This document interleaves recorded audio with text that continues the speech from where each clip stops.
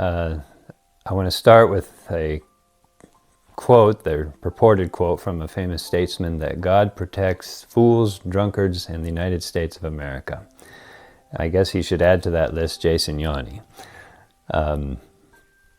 I was raised in a small town in Oregon in a Christian home and attended a local church from the time I was quite small until probably around high school.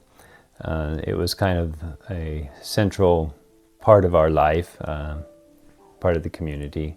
Again, it was a small town, so it went beyond church, being part of the community. And like a lot of young people, as I grew up and became interested in other things, I moved away from church and church activities, and always maintained a modicum of faith, but again moved away, and that continued as I grew up and went to college and all that.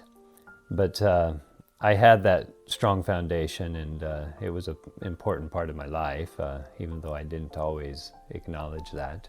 I lived overseas for a while in Japan, and I guess I was gone for about 4 years after I had left college, and eventually made my way back to the U.S. And again, I would sometimes come back to church, sometimes not.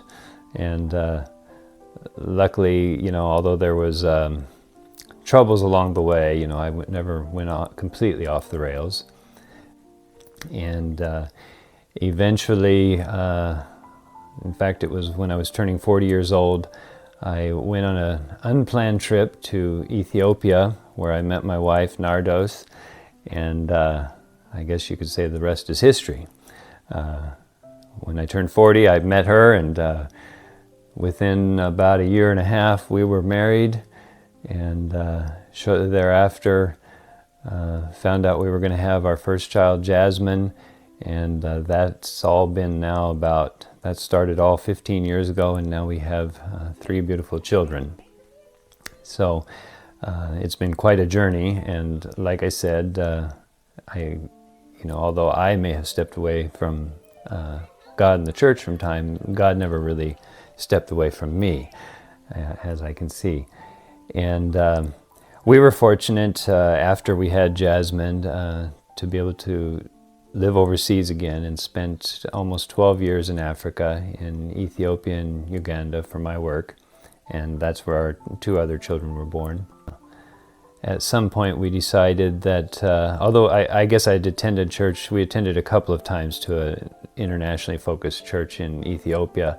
Nardos, because she was from Ethiopia, was going to churches she knew, and they weren't in English, so I didn't really attend, but we did attend a couple of times in Ethiopia. But when we arrived in Uganda, we found an international church that we decided to attend, and really liked it.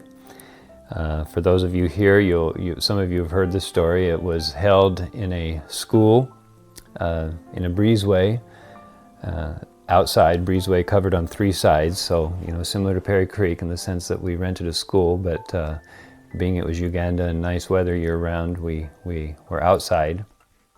And we attended there for several years. I guess it was about 6 years before we left that we attended in Uganda, and really found a place that was good for us and welcoming, a great group of people, preached the Bible, and I think it brought us closer to God, but closer as a family, and it also made me, I think, reevaluate and value my faith, and that's where we were when we left Uganda in the middle of last year.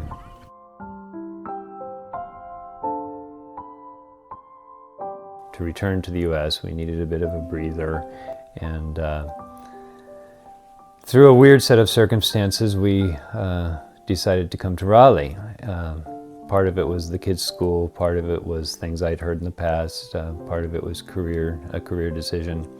And although there were some concrete reasons why we came, in many ways it was a leap of faith, and kind of trusted God to lead us where to go. As we arrived back in the U.S., as you can imagine, we had a lot of things to do on our plate.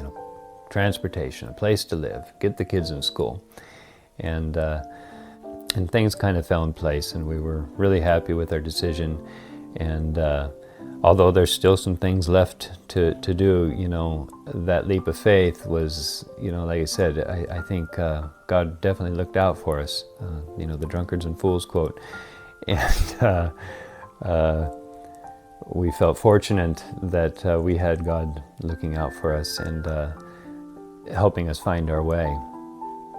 On my list, finding a church wasn't up there at the top. We didn't put that up there. Maybe we should have, but 6 or 7 months after we arrived and we started talking about finding a church, Nardis didn't really mention it, but me, I found that I was kind of missing the camaraderie and the church we had in Uganda. And we visited a couple of churches in the Raleigh area that we liked. They were more traditional churches, and we did like them. And as luck would have it, however, I think I just looked on Google for churches around us, and saw Perry Creek, looked. A couple things jumped out at me. One, meeting in the school, reminded me of Uganda. The pastor had spent time in Africa.